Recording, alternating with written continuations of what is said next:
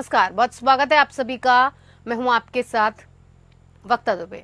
लोकतंत्र में आप सभी का बहुत बहुत स्वागत है। आज राजस्थान की 25 लोकसभा सीटों के लिए बीजेपी और कांग्रेस के बीच जबरदस्त चुनावी दंगल देखने को मिला है। एक तरफ प्रधानमंत्री मोदी थे तो दूसरी तरफ राहुल गांधी। राजस्थान के करौली में जनसभा को संबोधित करते हुए प्रधानमंत्री मोदी ने कांग्रेस पर जमकर प्रहार किया, तो उधर कांग्रेस के पूर्व अध्यक्ष राहुल गांधी ने राजस्थान के बीकानेर लोकसभा क्षेत्र के अनूपगढ़ में चुनावी सभा को संबोधित करते हुए ओबीसी कार्ड खेला। राहुल गांधी ने मंच से बेरोजगारी, महंगाई, किसानों की एमएसपी और कर्ज माफी जैसे मुद्दों पर मोदी सरकार को घेरा। इसी पर चर्चा करेंगे, खास मेहमान हमारे साथ जुड़ेंगे, लेकिन उससे पहले एक रिपोर्ट देखिए।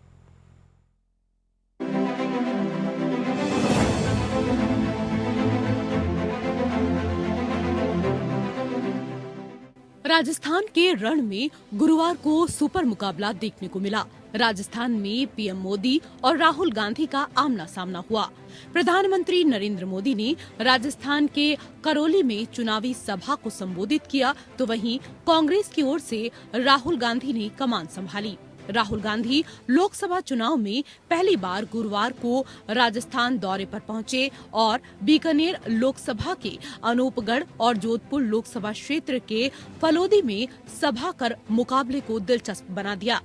राजस्थान के करौली में जनसभा को संबोधित करते हुए प्रधानमंत्री नरेंद्र मोदी ने कांग्रेस पर जमकर प्रहार किया।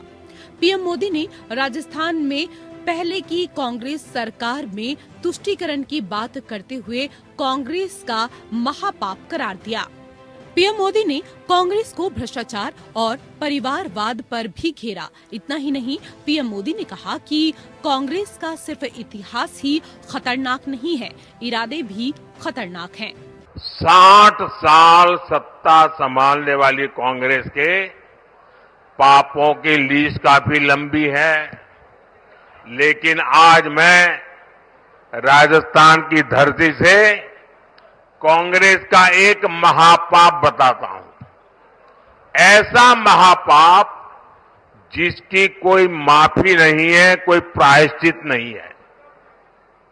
ये महापाप है राजस्थान के सम्मान और पहचान के साथ खिलवाड़ का। कांग्रेस ने राजस्थान में वोट बैंक के लिए तुष्टीकरण का गंदा खेल खेला। जो लोग हमारा घोर विरोध करते हैं, ये परिवारवाद और भ्रष्टाचार के दलदल में डूबी कांग्रेस जनता की मजबूरियों में मुनाफा खोजती है। राजस्थान में पानी के संकट को बड़ा बनाने वाली कांग्रेस ही है। केंद्र सरकार ने हर घर पानी पहुंचाने के लिए जल जीवन मिशन शुरू किया, उसमें भी कांग्रेस ने भ्रष्टाचार किया। आज हमारे प्रयासों से करौली धौलपुर के 1.5 लाख घरों में पानी पहुंचा है। उधर कांग्रेस के पूर्व अध्यक्ष राहुल गांधी ने राजस्थान के बीकानेर लोकसभा क्षेत्र के अनूपगढ़ में चुनावी सभा को संबोधित किया। यहां राहुल ने ओबीसी कार्ड खेला। राहुल गांधी ने मंच पर आकर बेरोजगारी, महंगाई, किसानों की एमएसपी और कर्ज माफी जैसे मुद्दों को उठाया। राहुल गांधी ने कहा कि जितना पैसा उन्होंने अरबपतियों को दिया, उतना पैसा हम दलितों, पिछड़ों और आदिवासियों को देंगे। मोदी ने हर साल 2 करोड़ रोजगार देने की बात कही, लेकिन ये झूठ था। 50% पिछड़े वर्ग के लोग हैं, उनका आपने 1 रुपया कर्जा माफ नहीं किया। किसानों का कहीं भी आप कर्जा माफ नहीं करते, मजदूरों का कहीं नहीं करते आप। किसान का बेटा शिक्षा के लिए बैंक लोन लेता है, उसका कर्जा माफ कभी नहीं होगा, मगर अदानी अंबानी जैसे लोगों का 16 लाख करोड़ रुपए हो जाएगा। 24 घंटा मीडिया बात करेगी, कभी आपको क्रिकेट दिखाएगी, कभी आपको बॉलीवुड के स्टार दिखा देगी, ध्यान इधर उधर करवाएगी, और फिर आपका जीएसटी का पैसा सीधा उन्हीं 20-25 लोगों के जेब में जाता है। तो सवाल उठता है कांग्रेस पार्टी को क्या करना है। मैं आपको बताता हूं, यहां पे लिखा है जितना पैसा उन्होंने अरबपतियों को दिया, उतना पैसा हम गरीबों को, पिछड़ों को, दलितों को, आदिवासियों को उठा के दे देंगे। नरेंद्र मोदी सीधा कह देते हैं, मैं किसानों को एमएसपी नहीं दूंगा, बिना झिझक के मैं नहीं दूंगा। और फिर कहते हैं वो तो आतंकवादी हैं। वायदा किया था 2 करोड़ युवाओं को रोजगार दूंगा, 15 लाख रुपए दूंगा बैंक अकाउंट में, 15 लाख रुपए से ज्यादा आपके जेब से उठा के ले गए। राजस्थान की 25 लोकसभा सीटों पर बीजेपी और कांग्रेस दोनों की नजर है। बीजेपी के मिशन 400 के लिए 2019 की तरह 2024 में भी सभी 25 सीटों पर जीत जरूरी है, तो वहीं कांग्रेस के लिए राजस्थान की 25 सीटों पर जीत संजीवनी का काम कर सकती है। ऐसे में दोनों ही तरफ से सियासी जोर आजमाइश जारी है। Bureau report, APN. तो राजस्थान का रण बेहद ही महत्वपूर्ण रहने वाला है, क्योंकि आज ही राजस्थान में एक सियासी मुकाबला देखने को मिला। 25 सीटें भारतीय जनता पार्टी के लिए भी उतनी अहम है, क्योंकि 400 पार का नारा लगातार प्रधानमंत्री हर चुनावी रैली में हर वक्त इस बात को कहते और दोहराते रहते हैं कि अब की बार 400 पार। अब 400 पार के लक्ष्य को पार करने के लिए 25 सीटें भारतीय जनता पार्टी के लिए बेहद महत्वपूर्ण है। तो वहीं दूसरी तरफ ये 25 सीटें एक बार फिर से कांग्रेस पार्टी के लिए संजीवनी का काम कर सकती हैं, अगर कांग्रेस पार्टी वहां पर अपनी पैठ बना सकती है। इसी पर बातचीत करेंगे कि ये जो रण रहेगा राजस्थान का, किस पर भारी रहेगा और कौन इसमें सियासी दंगल में जीत की ओर आश्वस्त नजर आ रहा है। हमारे साथ खास मेहमान जुड़ गए, जिनसे मैं आपका परिचय करवा देती हूं। हमारे साथ हैं संदीप दुबे, प्रवक्ता भारतीय जनता पार्टी से, और योगेंद्र सिंह, प्रवक्ता कांग्रेस से हमारे साथ जुड़ गए। बहुत बहुत स्वागत है आप दोनों का ही। संदीप जी, सबसे पहले शुरुआत आपके साथ। 25 सीटों को लेकर राजस्थान में जिस तरह से आमने सामने दोनों ही पार्टियां नजर आ रही हैं, 25 सीटों पर लोकसभा की आप ही का कब्जा था, लेकिन इस बार एक बार फिर से कब्जा बना रहे, उसके लिए क्या कुछ पूर्ण तैयारी आपकी तरफ से की गई है? कैसे कांग्रेस को धूल चटाएंगे? वक्ता जी, देखिए, कांग्रेस के पास न नेता है न नीति है। कांग्रेस इस विषय को समझ रही है कि आज पूरे देश में, या राजस्थान हो, मध्य प्रदेश हो, छत्तीसगढ़ हो, बिहार हो, उत्तर प्रदेश हो, दिल्ली हो, या देश के विभिन्न जो भी राज्य हैं, वहाँ भारतीय जनता पार्टी आज उसके पास एक सफल सक्षम नेतृत्व है, जिसने देश को दिया है नेतृत्व, और उसके बदौलत हम जीतेंगे और ये रण जीतेंगे और 400 पार का नारा पूर्ण होगा, क्योंकि अभी मोदी जी की गारंटी चल रही है। एक बात विशेष रूप से मैं राजस्थान के विषय में कहूंगा कि भारतीय जनता पार्टी का वोट प्रतिशत 1998 और 2009 को छोड़ दे तो राजस्थान में लगातार बढ़ते क्रम में है। आप देख लीजिए, जब राम मंदिर का आंदोलन हुआ उस समय 1989 में भाजपा का जो वोट शेयर था वो 29 पॉइंट समथिंग प्रतिशत के आसपास। राम मंदिर के सिवा कोई और मुद्दा है भारतीय जनता पार्टी के पास? हो गया संदीप जी, आप देख लेंगी। हाँ, राम मंदिर के सिवा कोई और मुद्दा है भारतीय जनता पार्टी के पास? राजस्थान की जनता को राम मंदिर के मुद्दे पर ही क्या आप यही लॉलीपॉप देते रहेंगे? राम मंदिर तमाम कांग्रेस इस तरह के आरोप लगा रही है कि 50% से जो पिछड़े वर्ग के लोग थे, आपने ना तो उनका कर्जा माफ किया, न किसानों का कर्जा माफ किया, लेकिन जब कर्जा माफ करने की बात आती है तो आप 16 करोड़ रुपए अडानी अंबानी के माफ कर देते हैं। वक्ता जी, विपक्ष को तो कुछ ना कुछ कहना चाहिए, वो आलोचना करेंगे। देखिए, जो हमने तो काम आप किया सच्चाई है, बताइए ना, मुझे आप समय सच्चाई दे। बताइए। नहीं, आप समय दे, मुझे 2 मिनट बोलने का अवसर दे, तो जो काम किया हम बता सकते हैं कि हमने काम क्या किया। कांग्रेस का ध्यान उस ओर जाता ही नहीं है। राम मंदिर तो हमने बनाया ही, भव्य राम मंदिर, लेकिन सीए की बात कर लीजिए, नई शिक्षा नीति की बात कर लीजिए, धारा 370 की बात कर लीजिए, 3 तलाक की बात कर लीजिए, जीएसटी की बात कर लीजिए, महिलाओं को खुले शौच से मुक्ति की बात कर लीजिए। ये तो वो मुद्दे हैं संदीप जी जो जनता को दिखाई दे रहे हैं। गरीबों के सिर पे छत आया, करोड़ों के लोगों के पास नल से पानी पहुंचा। आपकी बात से भारत देख लीजिए, स्वच्छ भारत मिशन देख लीजिए, और दुनिया को सबसे बड़ी बात यह है कि दुनिया के सामने भारत की 5वीं भारत आर्थिक शक्ति बना। ये देख लीजिए, भ्रष्टाचार बात मुक्त से मैं देश में इत्तेफाक पहली बार रखती हूँ, सरकार लेकिन ये चली। वो मुद्दे तो जो हैं काम हुआ है, हम सत्ता पक्ष के लोग अपने काम को जिन लेकर मुद्दों को के जनता बीच जा रहे देख हैं। पा रही है, उन मुद्दों का क्या जो जनता ने देखे ही नहीं, या जनता जिन पर बात तो कर रही है लेकिन शायद आपके कानों तक जू नहीं रेंग रही है? बेरोजगारी का क्या, नहीं, महंगाई का क्या, हाँ, भ्रष्टाचार का बेरोजगारी क्या, का हर साल हमने कम नौकरियों से का कम क्या? 5 करोड़ लोगों को रोजगार दिया। आज हर घर में एक व्यक्ति रोजगार। देखिए 1991 में जब यात्रा पूंजीवाद आया था, मनमोहन सिंह जी उस समय वित्त मंत्री थे, और फिर कांग्रेस की लंबे समय तक सरकार बनी, तभी से सरकारी नौकरियां तो कम फिर हुई। ये इसको कांग्रेस खैर बार बार सरकार आरोप करने की क्यों जरूरत है। लगाती है कि लेकिन सिर्फ और यही सिर्फ प्रधानमंत्री आपने ये नरेंद्र लॉलीपॉप मोदी दिया बने, है? तो वो चाहे मेक इन इंडिया आ जाइए। हाँ। नहीं, विपक्ष को कहना क्या है? विपक्ष को सिर्फ बुराई करना है। हाँ। विपक्ष को कुछ करना ही नहीं है, उसको बुराई करना है। आप देखिए, हमने मुद्रा योजना के अंतर्गत या मेक इन इंडिया के अंतर्गत यशस्वी प्रधानमंत्री नरेंद्र मोदी जी ने कोशिश की कि युवा सक्षम बने, एक सक्षम भारत हो। उनके नारे जो स्वदेशी के नारे थे, उस पे सरकार ने काम किया। आपको याद होगा कि हम चंद्रयान पे पहुंचे हो, या अपने भ्रष्टाचार मुक्त मिनिस्ट्री चलाई हो, या इस देश में जो मोबाइल मैन्युफैक्चरिंग हब भारत दुनिया का दूसरे नंबर का है, 100% रेलवे की विद्युतीकरण करी गई हो, या आज 28 किलोमीटर प्रतिदिन सड़कों का निर्माण हो रहा है। दूसरी सबसे बड़ी बात है, आप चले जाइए, स्वदेशी हथियारों का निर्माण हुआ।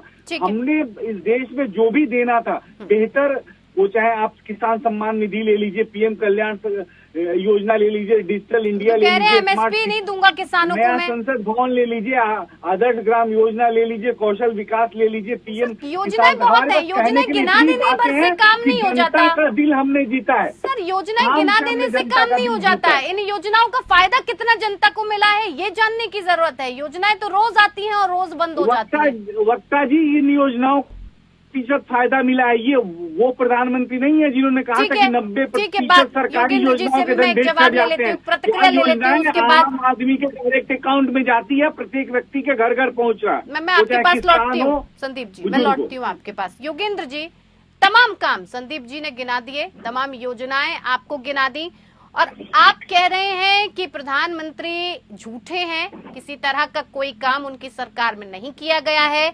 आप आएंगे तो रोजगार देंगे, महंगाई को खत्म कर देंगे, बेरोजगारी को खत्म कर देंगे, महिलाओं को आगे बढ़ाएंगे।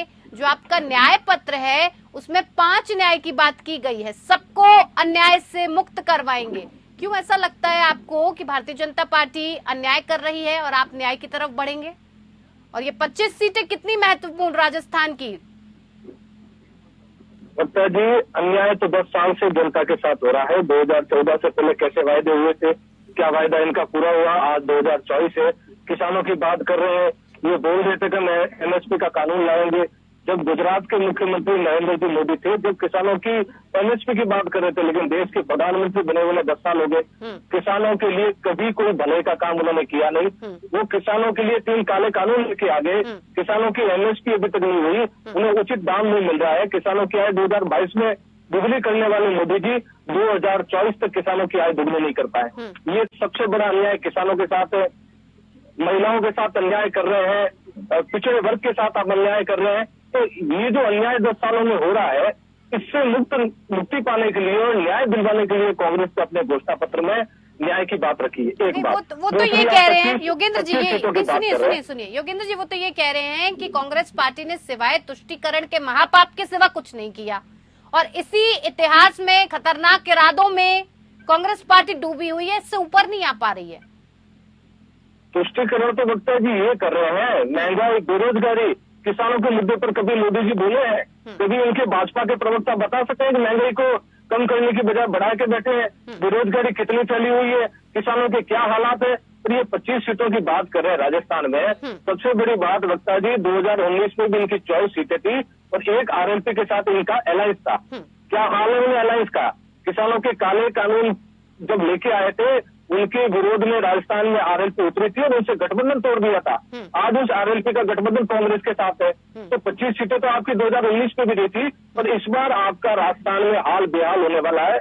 25 छोड़िए, आप सम्मानजनक स्थिति में राजस्थान में नहीं आएंगे। कैसे लग रहा है आपको? 2023 में हुए। कैसे लग रहा है आपको कि राजस्थान की जनता के लिए आपने इतना कुछ कर दिया है कि वो इस बार आप ही को चुनेगी, भारतीय जनता पार्टी को नहीं? और किस आधार पर इस बात का आप दावा भर रहे हैं, दम्भ भर रहे हैं कि ये 25 सीटें इस बार सिर्फ और सिर्फ कांग्रेस के खाते में जाएंगी? किस आधार पर, किस मुद्दे पर? मैं एक एक करके आधार और मुद्दे बता रहा हूँ। 2023 में विधानसभा चुनाव हुए हैं, कांग्रेस का वोट प्रतिशत बीजेपी से ज्यादा हुआ है। 70 सीटें हम लेके आए हैं। नहीं, वोट और प्रतिशत हमारी से जो क्या होता है योजना सर? सरकार में कौन बैठा है? 2018 से 23 में, वक्ता जी सुनिए आप, 2018 से 23 जब हमारी राजस्थान में गहलोत सरकार थी तो उसने वो महत्वपूर्ण काम किए जिसका देश में डंका बजा है।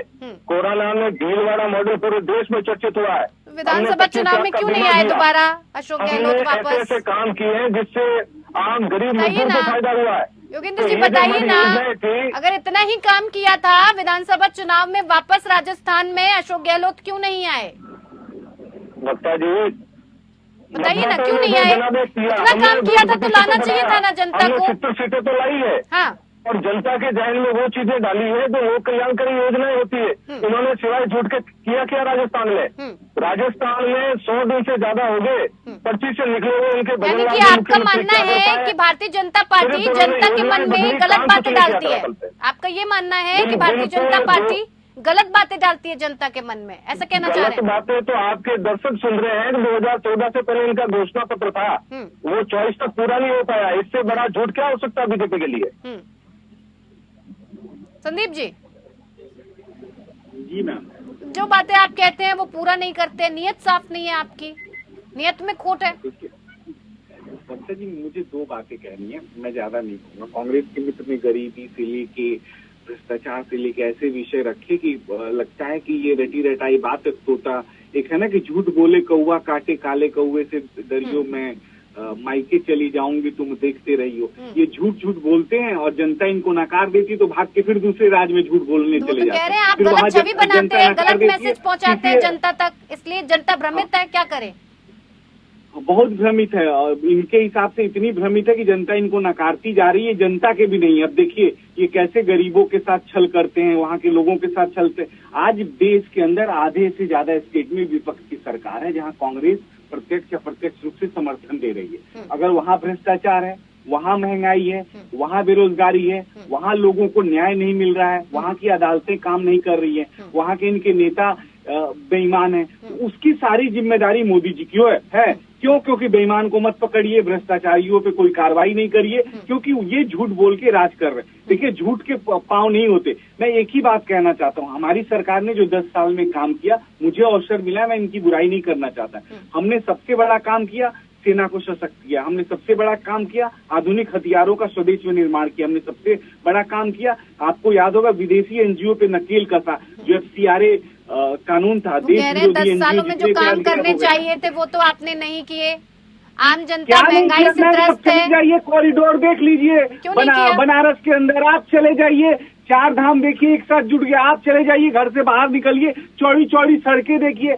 आप गांव के किसी कोने में चले जाइए, बिजली देखिए, स्वास्थ्य व्यवस्था देखिए, शिक्षा देखिए। सरकार जहाँ जहाँ है डबल इंजन की सरकार, संदीप जी विकास की बात कर रहे हैं, लोगों तक पहुँचा। मान लेते हैं चहुमुखी विकास हुआ है भारत का, लेकिन आम जनता का क्या? महंगाई से क्या त्रस्त नहीं है? पेट्रोल डीजल के दामों में आग नहीं लग रही है? सिलेंडर 1100 रुपए नहीं पहुंच गया है? रोजगार की कमी नहीं है? युवा क्या भटक नहीं रहा है जॉब के लिए? ये तमाम सवाल उठ रहे हैं ना, जवाब तो देंगे। क्या किया आपने 10 साल में? 10 साल में जो हमने काम किया, क्या किया बताइए ना। ये जो मुद्दे मैंने बताए, इतने सवाल किए, इनका बताइए, जवाब दीजिए। क्या किया? भारत जनधन को आधार योजना से जोड़ा, ऑनलाइन ट्रांजैक्शन में आज भारत विश्व गुरु है। सर जो मैं सवाल कर रही हूँ उस पर आप आ ही नहीं रहे हैं संदीप जी। महंगाई पे भी बात कर लेते हैं ना, पूरे देश की महंगाई की बात कर रहे हैं। अभी महंगाई दर देख लीजिए। हाँ। मैं कोविड काल में पूरे देश की स्थिति खराब थी, उसके बाद कोविड काल से जैसे भारत उभरा है, निकला, इसको आप छोटी उपलब्धि के भारत जैसे देश के लिए समझ नहीं है। चुनाव पास आते हैं तो आपको 2-2, 4-4 रुपए पेट्रोल पर कम करने का वक्त मिल जाता है, योजना। लेकिन पूरी साल जो इंसान घसीटता रहता है उसका क्या? शिक्षा और रोजगार पहली सरकार की प्राथमिकता थी, है और रहेगी। इस पे सरकार ने काम किया। हमने लघु उद्योगों को बढ़ावा दिया। हमने आज की डेट में आप चले जाइए, आदर्श जो ग्राम योजना है, कौशल विकास योजना है, प्रधानमंत्री ने इतनी योजनाएं स्टार्ट करी जिससे आम गरीब जनता को फायदा हुआ। देखिए मैम, महंगाई का रोना अलग बात है, जो लोग रो रहे हैं। आज ऐसा है कि लोगों तक सामान उपलब्ध है, लोग उसको खरीद पा रहे नहीं, हैं न और रोए, महंगाई महंगाई के लिए महंगाई क्या दर वही है महंगाई जहाँ बड़ा विपक्ष मुद्दा की नहीं सरकार है? आम इंसान की यहाँ जरूरत पे दूध दिल्ली दही में महंगाई तमाम है, आटा चावल जिम्मेदार नहीं है क्या? हिमाचल में महंगाई है, पंजाब में महंगाई है, जहाँ जहाँ महंगाई है ये कांग्रेस के लोगों से पूछिए ठीक, कि जहाँ इनकी ठीक। सरकार इनके कि मुख्यमंत्री आपकी हैं, सरकार वो जहाँ महंगाई पर है को वहाँ पाने पर में भी तो सफल महंगाई क्यों नहीं? है, तो वहाँ पर आप डंका क्यों हमारे नहीं यहाँ पीटते हैं महंगाई नहीं है योगेंद्र ना। जी? हमारे यहाँ महंगाई नहीं, हमारे यहाँ गरीब आदमी को आसानी ठीक से है, जवाब ले लूं मैं जवाब ले चली लूं। दवाई भी मिल रही है और योगेंद्र उसको जी, वो कह शिक्षा रहे हैं स्वास्थ्य पंजाब मिल में रहा भी महंगाई है और उसके बाद हिमाचल की बात करें वहां पर भी महंगाई है, वहां का तो डंका आप नहीं पीटते हैं, महंगाई का मुद्दा तो नहीं उठाते हैं। वक्ता जी, बीजेपी के मेरे सम्मान्य साथी कैसी बात कर रहे हैं? महंगाई का रोना, पूरे देश में महंगाई से त्रस्त जनता है, क्या वो रोने वाला शब्द वापस? अरे हम जनता कांग्रेस से त्रस्त है, कांग्रेस से त्रस्त है, कांग्रेस के झूठ के फरेब के राजस्थान में घोटालेबाजों के संरक्षक संदीप जी ऐसे नहीं सर, जवाब ले लेते हैं ना। डीजल के दाम क्या सर है? सुन लीजिए, हाँ संदीप जी सुन लीजिए, वक्त दिया दूसरे मैंने। स्टेटों में जो महंगाई है, प्रदेश की महंगाई और केंद्र की महंगाई, आप बात करें राजस्थान में 100 दिन पूरे हो गए, आपके पर्ची से निकले हुए मुख्यमंत्री ने क्या पेट्रोल डीजल के दाम कम कर दिए? क्या राजस्थान में ईआरसीएफ का जो मुद्दा, विशेष मुद्दा था, केंद्र सरकार ने उसको सॉल्व कर दिया? क्या जीएसटी से आटा, तेल, दाल वो क्या सस्ता हो गया? पूरे देश में 10 सालों में जो महंगाई आपने बढ़ाई है वो देश आजाद होने के बाद। चलिए योगेंद्र जी ये बता दीजिए कि क्या 25 सीटों पर कामयाबी पाने के लिए, जनता का अपना भरोसा दिलाने के लिए आपकी क्या कुछ रणनीति है? ऐसा क्या कुछ करने वाले हैं जो जनता को आप पर भरोसा हो जाए कि इस बार की 25 सीटें कांग्रेस के खाते में, न कि भारतीय जनता पार्टी के? वक्ता जी, हम राजस्थान के 5 साल के जो चुनाव के विकास कार्य थे उनको जनता के समक्ष लेके जा रहे हैं, और साथ ही 10 साल से जो बीजेपी की विफलता है और जो आम जनता का मुद्दा है उस मुद्दे को हम जनता के समक्ष लेके जा रहे हैं। ठीक है संदीप जी, आपकी क्या कुछ योजना है? ये 25 सीटों पर जिस तरह की ताल ठोकी जा रही है, क्या मुद्दे लेकर आ रहे हैं? राम मंदिर के ऊपर ही ये मुद्दा खेला जाएगा क्या? राजस्थान में सिर्फ राम मंदिर का मुद्दा चलेगा? नहीं वक्ता जी, देखिए यशस्वी प्रधानमंत्री नरेंद्र मोदी जी की गारंटी चल रही है। हमने जो 10 साल में वादे किए उस वादों को 100% पूरा किया।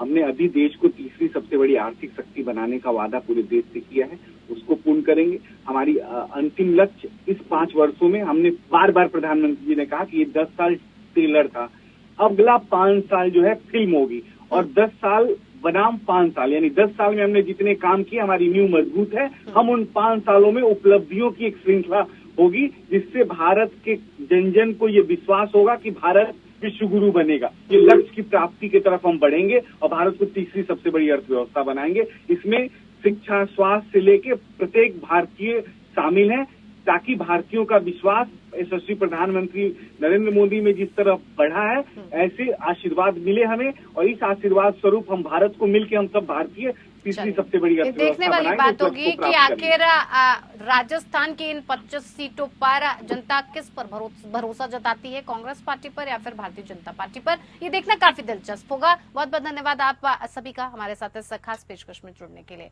लोकतंत्र में इतना ही, नमस्कार।